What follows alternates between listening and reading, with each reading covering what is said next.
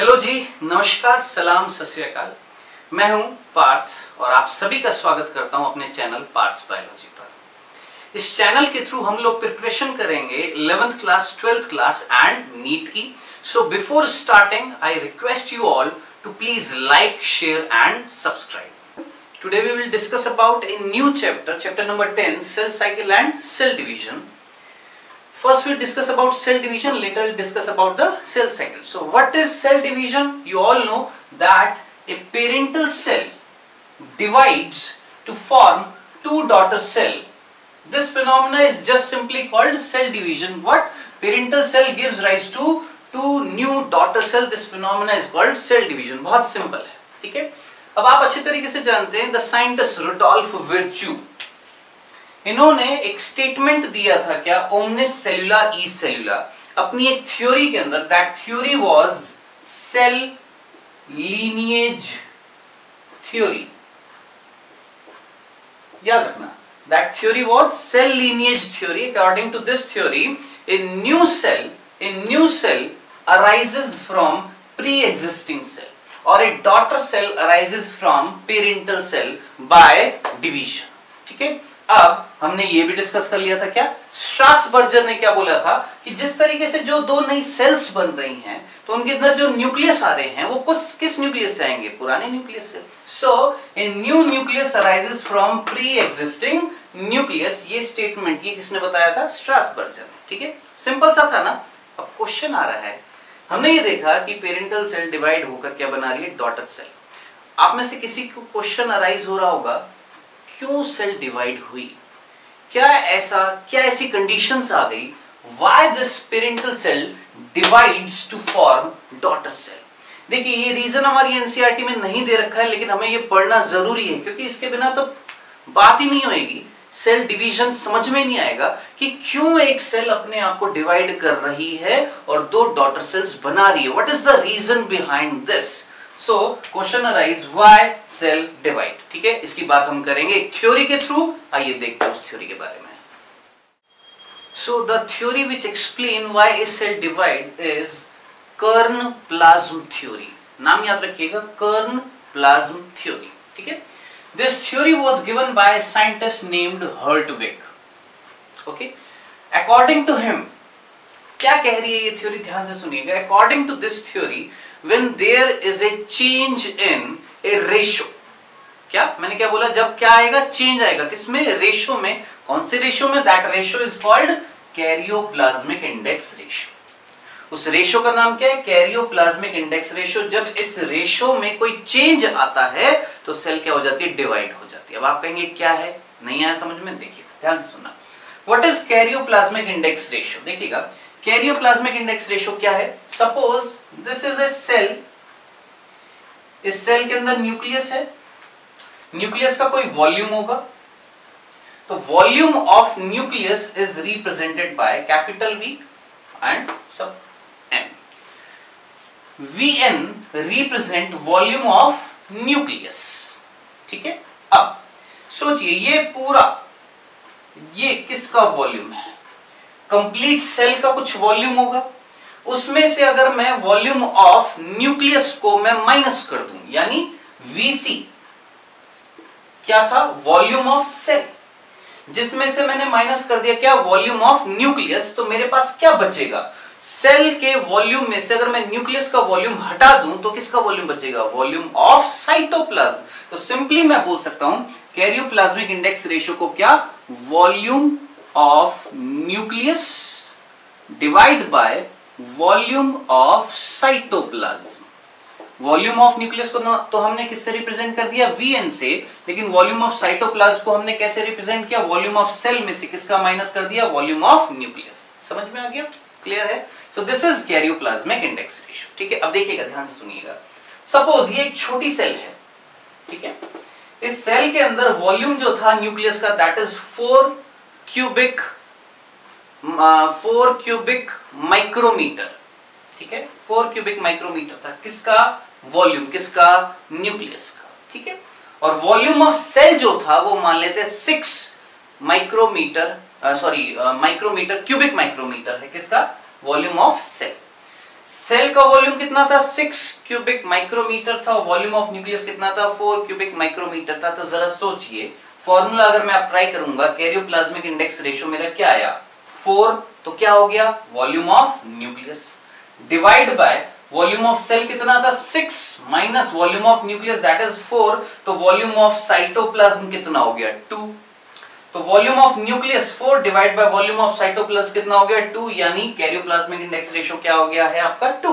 इससे क्या पता लग रहा है जरा सोचिए, किसका वॉल्यूम ज्यादा है, न्यूक्लियस का वॉल्यूम क्या है ज्यादा और साइटोप्लाज्म का वॉल्यूम क्या है कम। और हम जानते हैं the director of the cell is nucleus. तो इमेजिन करें एक रूम है जिसके अंदर मैं खड़ा हूं, मैं न्यूक्लियस हूं और ये रूम है, ठीक है। रूम का वॉल्यूम छोटा है, यानी इस रूम के अंदर जो स्पेस है वो क्या है छोटा, और मेरा वॉल्यूम बड़ा है, तो मैं एफिशिएंटली काम करूंगा या नहीं करूंगा। तो जरा सोचिए एक छोटी सेल है जिसके अंदर वॉल्यूम ऑफ न्यूक्लियस क्या है ज्यादा है, तो वो अच्छे से साइटोप्लाज्म को कंट्रोल करेगा या नहीं करेगा। हम जानते हैं nucleus is the director of the cell, ये हम पढ़ चुके हैं पहले पिछले चैप्टर में। तो इस सेल की अच्छे से कंट्रोलिंग होगी, क्यों? क्योंकि साइटोप्लाज्म का कंटेंट तो क्या है कम और वॉल्यूम ऑफ न्यूक्लियस क्या है बड़ा, तो बढ़िया तरीके से कंट्रोल करेगा कौन, छोटी सेल। लेकिन जैसे ही देखिए, अब देखिए ये न्यूक्लियस सेल के फंक्शन को, मेटाबॉलिज्म को कंट्रोल करेगा, तो बाहर से मटेरियल को एब्सॉर्ब करेगा। अब बाहर से जैसे विड्रॉ होएगा मटेरियल का, जैसे कार्बोहाइड्रेट्स आएंगे, प्रोटीन्स आएंगे, लिपिड्स आएंगे, तो ज्यादा से ज्यादा जब अंदर आएंगे, अंदर आते जा रहे हैं, तो किसका कंटेंट बढ़ेगा, साइटोप्लाज्म का। साइटोप्लाज्म का कंटेंट जब बढ़ेगा तो साइज क्या हो जाएगा, बड़ा हो जाएगा या नहीं हो जाएगा, क्या हो जाएगा, बड़ा हो जाएगा। अब सेल जैसे ही बड़ी हो जाएगी तो याद रखिएगा न्यूक्लियस बड़ा नहीं हो रहा, साइटोप्लाज्म का कंटेंट क्या हो रहा है, बड़ा हो रहा है। क्योंकि कौन ग्रोथ कर रहा है, न्यूक्लियस ग्रोथ नहीं कर रहा, कौन ग्रोथ कर रहा है, यहां पर साइटोप्लाज्म ग्रोथ कर रहा है। तो सोचिए एक सेल जब बड़ी हो गई है तो इसमें अब अगर मैं देखूं तो वॉल्यूम ऑफ न्यूक्लियस तो उतना ही रहा जितना छोटी सेल में था, कितना 4, लेकिन साइटोप्लाज्म का कंटेंट क्या हो जाएगा, बढ़ जाएगा, क्योंकि वॉल्यूम सेल का बढ़ चुका है। यहां पर कितना था वॉल्यूम 6, यहां पर कितना हो गया 8, लेकिन यहां पर वॉल्यूम न्यूक्लियस का अभी भी कितना है 4, यहां पर अभी भी कितना है 4। तो जरा सोचिए volume of nucleus and volume of cytoplasm क्या हो गया, बराबर। तो कैरियोप्लाज्मिक इंडेक्स रेशियो कितना आ गया है 1। अब इमेजिन करें, अब जरा सोचें जैसे ही छोटी सेल ग्रोथ करके क्या हो जाती है, बड़ी हो जाती है। छोटी सेल ने क्या करी, ग्रोथ, और कैसी हो गई है, बड़ी। तो इमेजिन करें कैरियोप्लाज्मिक इंडेक्स रेशियो में चेंज आ रहा है या नहीं आ रहा। कैरियोप्लाज्मिक इंडेक्स रेशियो बढ़ रहा है, कम हो रहा है, कम हो रहा है। तो हम जानते हैं कहीं ना कहीं स्पर्म प्लाज्म थ्योरी में हर्टविग ने एक स्टेटमेंट दिया, क्या, कि एक सेल तभी डिवाइड करती है जब उसके इस रेशियो में क्या आता है, चेंज आता है। और वो चेंज क्या होता है कि कैरियोप्लाज्मिक इंडेक्स रेशियो क्या हो जाता है, कम होने लग जाता है। एक लिमिट होती है, उससे कम जब नहीं होगा तो वो सेल अपने आप को क्या कर लेगी, डिवाइड कर लेगी। So this is the reason why a cell divide, क्योंकि उसके अंदर वॉल्यूम ऑफ साइटोप्लाज्म इतना बढ़ जाता है कि अब और मटेरियल अंदर नहीं आ पाएंगे, न्यूक्लियस एफिशिएंटली कंट्रोल नहीं कर पाएगा, तो ये सेल अपने आप को क्या कर लेगी, डिवाइड कर लेगी। क्योंकि कौन सा इंडेक्स रेशियो चेंज हो चुका था, कैरियोप्लाज्मिक इंडेक्स रेशियो। ठीक है, तो ये चीज याद रखिएगा। मेजॉरिटी ऑफ केसेस में ये चीज समझ में नहीं आती है, अगर आपको समझ में आ गई है तो बहुत अच्छी बात है, फिर भी अगर नहीं आती है तो आप मेरे को मैसेज करिएगा, मैं आपको फिर से बता दूंगा। ठीक है, अब इसके बाद हम टाइप्स देखेंगे किसके, कि हमारा सेल डिवीजन कितने टाइप्स का होता है। ओके, सो हम यहां पर बात कर रहे हैं सेल डिवीजन की। देखिएगा basically cell division majorly are of 2 type, आपने सुना होगा माइटोसिस एंड मियोसिस, लेकिन मैं आपको एक एक्स्ट्रा सेल डिवीजन बताऊंगा that is amitosis. So total हम कितने सेल डिवीजन देखेंगे, 3, माइटोसिस, मियोसिस एंड एमाइटोसिस। सबसे पहला फर्स्ट जो हम देखने वाले हैं that is mitosis. First thing is who gives this term, सीधा याद रखिएगा फ्लेमिंग। याद रखना क्रोमैटिन वर्ड भी किसने दिया था, फ्लेमिंग ने, और माइटोसिस शब्द टर्म ये भी किसने दिया है, आपका फ्लेमिंग ने। So Fleming coined the term mitosis. Simple. Now what is mitosis, बिल्कुल बेसिक सा प्रिंसिपल, बिल्कुल बेसिक सी मैं बोलूंगा डेफिनेशन याद रखिएगा। माइटोसिस का मतलब क्या होता है, सीधा सीधा याद रखिएगा, क्या, when the number of chromosome between parent cell and daughter cell, ये कौन है, पेरेंट सेल, और ये कौन है, डॉटर सेल। जब इन दोनों के बीच में जो क्रोमोसोम की नंबर जो है अगर वो सेम मिलेगी, such kind of division is called mitotic या माइटोसिस। क्लियर है, सीधा याद रखना। तो इस बिहाफ पे मैं ये भी तो बोल सकता हूं क्या, mitosis produce genetically identical cell similar to mother cell, यानी ये दोनों सेल एक दूसरे के क्या होंगी, जेनेटिकली कैसी होंगी, आइडेंटिकल, क्योंकि क्रोमोसोम नंबर क्या है, सेम। सिंपल सा था, मीनिंग समझ में आ गया होगा। चलिए अब देखिएगा, ध्यान से सुनना। अब हम बात करें बेटा जी यहां पर दूसरा जो टॉपिक है दैट इज सेल साइकिल। अब आप कहेंगे बीच में सेल साइकिल कैसे आ गया, देखिएगा सेल साइकिल का पार्ट होता है कौन, सेल डिवीजन। आप कहेंगे क्या, देखिएगा ये कंप्लीट मैंने सेल साइकिल दिखाई है। इस सेल साइकिल में यहां से लेके यहां तक का पार्ट कहला रहा है माइटोसिस, यानी यहां से लेकर यहां तक आपको क्या दिखाई दे रहा है कि एक सेल, पेरेंट सेल क्या हो रही है, डिवाइड हो रही है, और दो क्या बना रही है, डॉटर सेल। सो यहां से यहां तक की जो प्रोसेस है, ये जो फेज जो है, this phase is called cell division. कौन सा, माइटोसिस। ठीक है, यहां से यहां तक का पार्ट क्या कहला रहा है आपका, माइटोसिस, सेल डिवीजन था। अब इसके बाद जो रिमेनिंग पार्ट है that is called growth phase या इंटरफेज। तो जरा सोचिए, this part is cell division and this part is growth phase, so the complete cycle of a cell is made up of two phases, one is cell division and one is called cell growth। तो ये दोनों चीजें मिलके cell growth और cell division मिलकर क्या कहलाती है, आपकी सेल साइकिल। क्या ये मीनिंग आपको समझ में आ गया है। तो अब हम यहां पर बात करेंगे माइटोसिस की, बाद में बात करेंगे, पहले हम किसकी बात करेंगे, ग्रोथ फेज की। आइए पहले यहां पर देखते हैं। देखिए ग्रोथ फेज को समझने से पहले एक बेसिक सा फंडा देखिएगा। ये एक पेरेंट सेल थी, डिवाइड करा, क्या बनाई, दो डॉटर सेल बना दी, यानी यहां पर यहां से यहां हम देख चुके क्या हो गया, यहां से यहां एम फेज या माइटोसिस हो चुका है, यानी सेल डिवीजन हो चुका है। ठीक है, अब ये जो डॉटर सेल हैं, इनके अंदर साइटोप्लाज्म का कंटेंट क्या हो चुका है, कम हो चुका है, तो इनका न्यूक्लियस एफिशिएंटली काम करेगा। ये सेल अभी डिवाइड नहीं होंगी, तो पहले इनको क्या करनी पड़ेगी, ग्रोथ करनी पड़ेगी। जब ये ग्रोथ कर लेंगी तो उस फेज को हम क्या बोलेंगे, सीधा सीधा क्या, ग्रोथ फेज या इंटरफेज।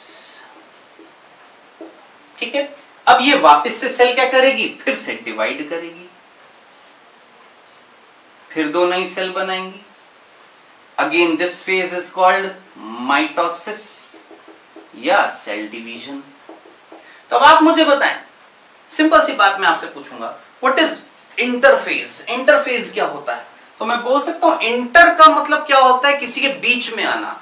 तो एक ऐसी फेज जो दो फेजेस के बीच में आ रही है, और कौन सी दो फेजेस के बीच में आ रही है बेटा जी, सीधा याद रखना, दो एम फेज या दो माइटोटिक फेज या दो सेल डिवीजन की फेज के बीच में आने वाली फेज क्या कहलाती है, आपकी interphase, which is further subdivided into three phase as G1, S and G2। ये इंटरफेज कितनी फेजेस से बनी हुई है, तीन। कौन कौन सी, G1, S एंड G2। ठीक है, नीट 2018 में क्वेश्चन पूछा गया था, नीट 2018 में क्वेश्चन पूछा गया था, which one of the following option is correct. तो ऑप्शंस क्या दे रखे थे, देखिएगा यहां पर। First option is G1, S, M, G2, G2, S, G1, M,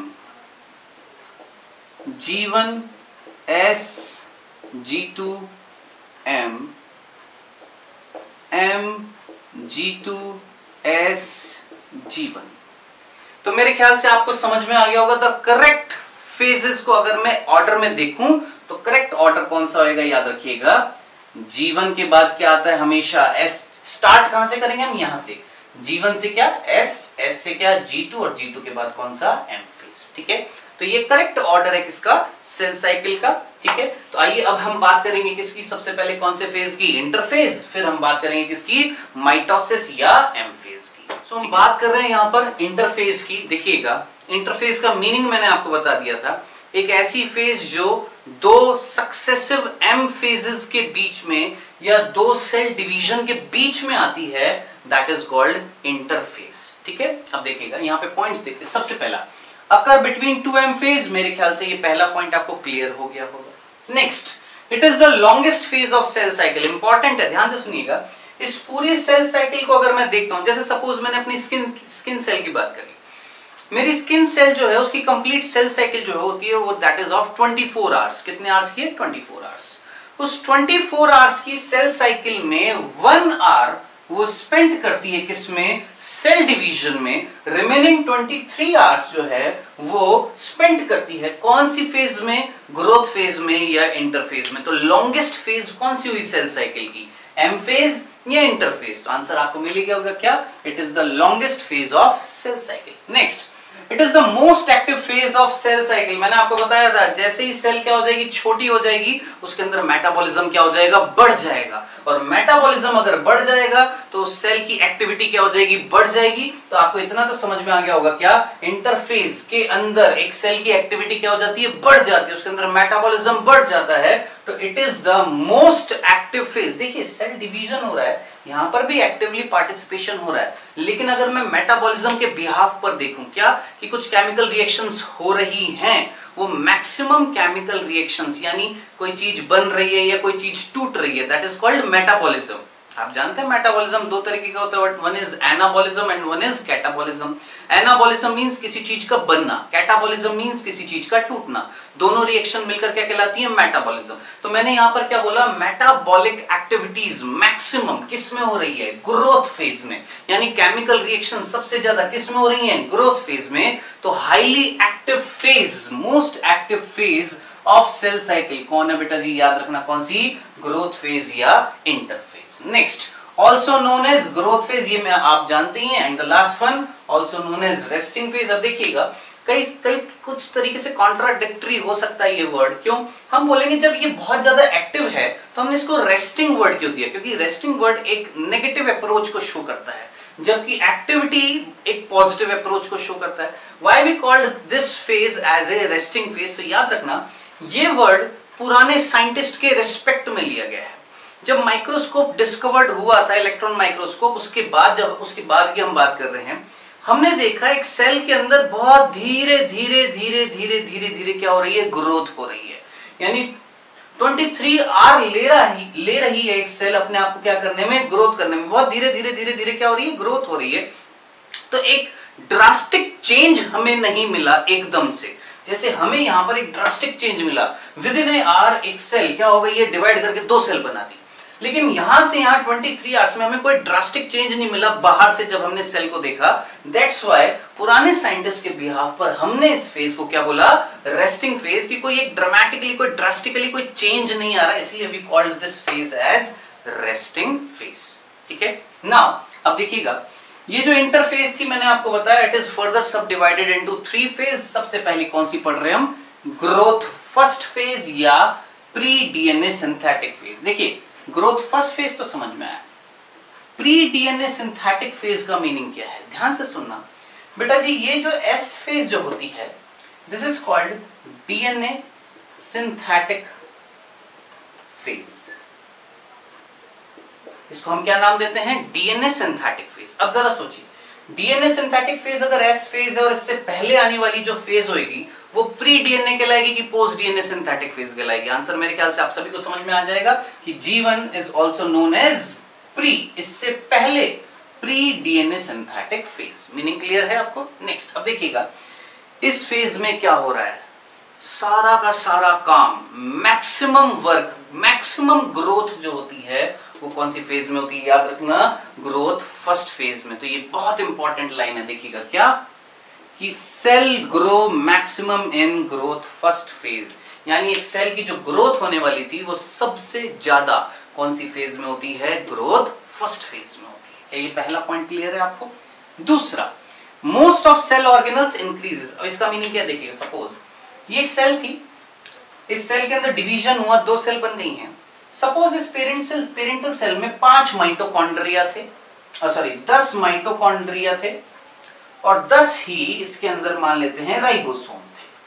ठीक है, और भी कई सारे सेल ऑर्गेनल्स हैं। ठीक है, अब जरा सोचिए इससे जो 2 सेल बनेंगे इनके अंदर कंटेंट क्या चला जाएगा? हाफ जाएगा। यहाँ पर 5 क्या होंगे माइटोकॉन्ड्रिया और 5 ही क्या होंगे राइबोसोम। यहाँ पर भी 5 माइटोकॉन्ड्रिया और 5 क्या होंगे राइबोसोम। अब जरा सोचिए ये सेल जब ग्रोथ करेगी तो नंबर ऑफ सेल ऑर्गेनल्स बढ़ेंगे या नहीं बढ़ेंगे? बढ़ेंगे ना। तो वो सेल ऑर्गेनल्स की नंबर जो है या सेल ऑर्गेनल्स की सिंथेसिस जो है वो कहां पर होती है? ग्रोथ फर्स्ट फेज में। तो हमने सिंपल बोला क्या, मोस्ट इंपॉर्टेंटली क्या, most of the cell organelles increases, यानी ज्यादा से ज्यादा सेल ऑर्गेनल्स जो है वो कौन सी फेज में बढ़ जाते हैं? आपके ग्रोथ फर्स्ट फेज में। ठीक है, नेक्स्ट ये लास्ट, सेल ऑर्गेनल्स तो बड़े ही हैं, जैसे राइबोसोम बढ़ गया। ठीक है, अब ये राइबोसोम का काम क्या था? आपको याद आ रहा है प्रोटीन का सिंथेसिस था या नहीं था? तो याद रखिएगा दूसरा पॉइंट, इस फेज के अंदर बहुत सारे टाइप्स के RNA, different types of RNA, मतलब मैंने आपको बताया था आरएनए 3 तरीके के होते हैं। कौन कौन सा? आरआरएनए, एमआरएनए और टीआरएनए। तो ये तीनों तरीके के आरआरएनए, एमआरएनए और टीआरएनए, इन आरएनए और प्रोटीन्स का फॉर्मेशन भी कौन सी फेज में होता है? ग्रोथ फेज में। तो बेटा जी मेरे ख्याल से जो स्टार्टिंग से वीडियोस को देख रहे हैं उनको याद होगा, जब हमने सेल चैप्टर स्टार्ट किया था तो मैंने आपको बताया था एक word protoplasm, and that protoplasm is made up of plasma membrane, cytoplasm, nucleus. उन सभी के अंदर जो मैक्रोमोलिक्यूल्स होते हैं, जैसे आपके प्रोटीन्स हो गए हैं, न्यूक्लिक एसिड्स हो गए हैं, कार्बोहाइड्रेट्स हो गए हैं, लिपिड्स हो गए हैं, ये सभी आपके क्या कहलाते हैं? बायो मैक्रोमोलिक्यूल्स कहलाते हैं। तो याद रखना ये सभी का सिंथेसिस कहां पर हो रहा है? G1 फेज में। यानी अगर मैं देखूं तो सबसे बड़ी ग्रोथ फेज में अगर मोस्ट एक्टिव फेज जो हमने देखी है वो कौन सी है? आपकी ग्रोथ फर्स्ट फेज, जहां पर सारे के सारे सेल ऑर्गेनल्स डबल हो रहे हैं, इंक्रीज हो रहे हैं, आरएनए बढ़ रहे हैं, प्रोटीन्स बढ़ रहे हैं। तो most active phase of the cells interphase is G1 phase. Clear है? अब इसके बाद हम किसकी बात करेंगे? एस फेज की। सो नेक्स्ट फेज की हम बात कर रहे हैं, दैट इज एस फेज। बहुत इंपॉर्टेंट फेज है। कौन सी? एस फेज, जिसका दूसरा नाम क्या है? DNA synthetic phase. यानी इस फेज में डीएनए का क्या होगा? सिंथेसिस। ठीक है, तो बेटा जी याद रखना डीएनए से, एक डीएनए से जब हम 2 डीएनए बनाते हैं या डीएनए की कॉपी करते हैं तो दिस फिनोमेना ऑफ कॉपिंग और formation of the clones of the DNA is called replication. इस फिनोमेना को हम क्या बोलते हैं? रेप्लिकेशन। तो एक डीएनए से 2 डीएनए, 2 से 4, 4 से 8, इस तरीके से डीएनए की क्या बढ़ रही है? अमाउंट जब बढ़ती जाती है, इस फिनोमेना को हम क्या बोलते हैं? याद रखना, रेप्लिकेशन। ठीक है, तो याद रखिएगा एस फेज में टोटल 3 चीजें आपको याद रखनी है, कुल मिला के 3 चीजें याद रखनी है। क्या? एक सेल के अंदर, याद करिए हमने बात करी थी सेंट्रियोल, कितने होते थे? 2 परपेंडिकुलर होते थे ना, जो किस चीज में हेल्प करते हैं? सेल डिवीजन में। तो यहां पर जो 2 सेंट्रियोल हैं, जब सेल डिवाइड करेगी तो एक सेल के अंदर एक जाएगा और एक सेल के अंदर एक जाएगा। ठीक है, अब जरा सोचिए एक डॉटर सेल के अंदर एक सेंट्रियोल है, लेकिन अगर एक सेल को डिवाइड करना है तो उसके पास कितने सेंट्रियोल होने चाहिए? 2। तो एक और सेंट्रियोल का डुप्लीकेशन होएगा या नहीं होगा? या मैं बोलूंगा एक और सेंट्रियोल बनेगा या नहीं बनेगा? तो एक और सेंट्रियोल कौन सी फेज में बनता है? एस फेज में। तो पहली चीज आपने याद रखनी है क्या? Duplication of centriole. क्या? 2 सेंट्रियोल्स का बनना, या मैं बोलूंगा एक सेंट्रियोल से दूसरे सेंट्रियोल का बनना किस में हो रहा है? कौन सी फेज में हो रहा है? एस फेज में। पहली चीज बहुत सिंपल सा था। नेक्स्ट, अब समझने की कोशिश करिएगा। आगे की चीज पढ़ने से पहले मैं आपको एक चीज बता रहा हूं, समझिएगा, देखिएगा।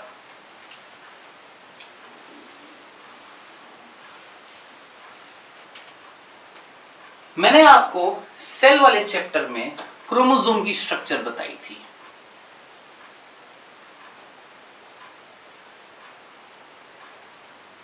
ठीक है, ये क्रोमोसोम था जिसके अंदर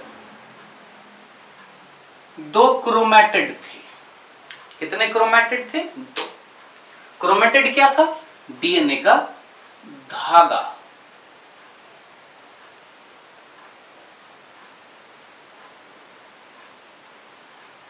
ठीक है, एक क्रोमोसोम में कितने क्रोमैटिड है बेटा जी? याद रखना 2। इन दोनों क्रोमैटिड्स को हम बोलते हैं सिस्टर क्रोमैटिड। ठीक है, अब आपसे कोई पूछे ये क्या है?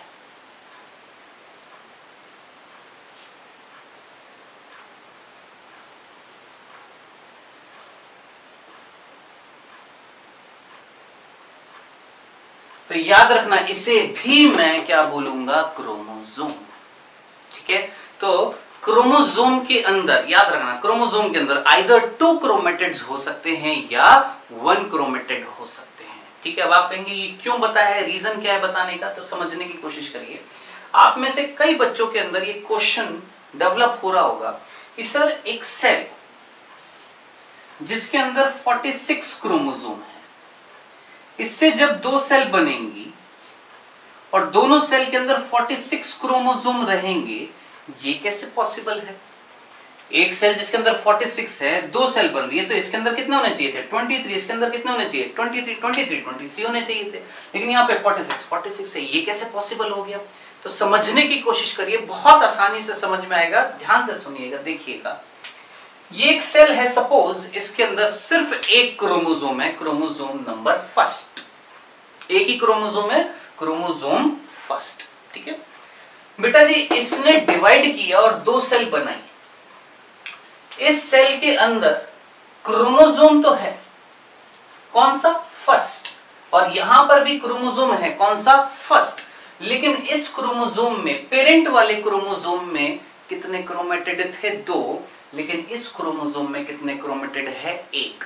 तो जरा सोचिए, जब सेल डिवाइड हो रही है तो क्या क्रोमोसोम की नंबर कम हो रही है या क्रोमोसोम के अंदर डीएनए की अमाउंट कम हो रही है?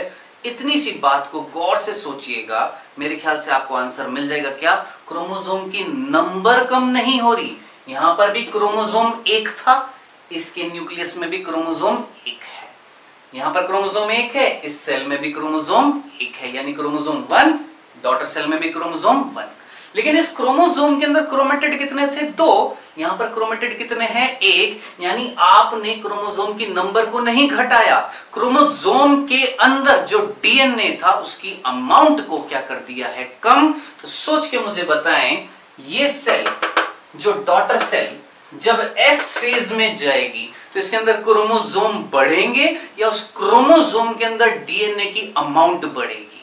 तो याद रखना, क्या एस फेज में अमाउंट ऑफ डीएनए क्या होती है? डबल होती है, जबकि there is no change in chromosome number, chromosome की नंबर में कोई चेंज नहीं आता। अगर ये फिनोमेना आपको समझ में आ गया तो ये पूरा चैप्टर आसानी से समझ में आ जाएगा। बहुत बेसिक सा प्रिंसिपल था, क्लियर है? Okay, so the last phase of the interphase is G2 phase, or we can say post DNA synthetic phase. Why it is called post DNA synthetic phase? As you all know, the synthetic phase is S phase, and the phase which comes after S phase is called post DNA synthetic phase. Simple. G2 phase में मात्र एक single line दे रखी है आपके NCERT में, क्या? In this phase, proteins are synthesized in preparation of mitosis. इसका meaning क्या है समझिए। कौन सा प्रोटीन? आपको याद है हमने बताया था सेंट्रियोल, सेंट्रियोल के अंदर क्या होते हैं? माइक्रोट्यूब्यूल्स होते हैं। माइक्रोट्यूब्यूल्स कौन से प्रोटीन से बने होते हैं? ट्यूब्यूलिन प्रोटीन से। ठीक है, तो याद रखना बेटा जी, भूलना मत इस चीज को कि वो कौन सा प्रोटीन है,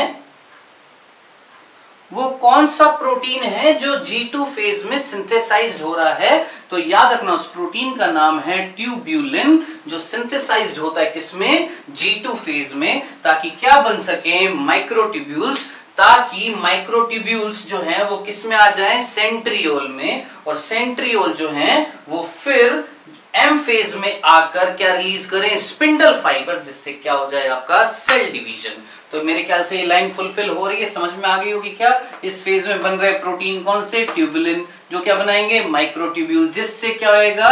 कहीं ना कहीं इनके सिंथेसिस से क्या स्टार्ट हो जाएगा? आपका माइटोसिस में किसका? स्पिंडल फाइबर का फॉर्मेशन। तो बेटा जी ये था आपका क्या? इंटरफेज की 3 phase, G1, S and G2। एक छोटी सी फेज और रह गई, उसको और कंप्लीट करते। कौन सा? G0, G0 या क्विसेंट फेज। देखिए क्या होता है, कुछ ऐसी सेल्स होती हैं जो जिनके अंदर डिवीजन की प्रॉपर्टी खत्म हो जाती है। ठीक है, जैसे हमारी हर्ट सेल।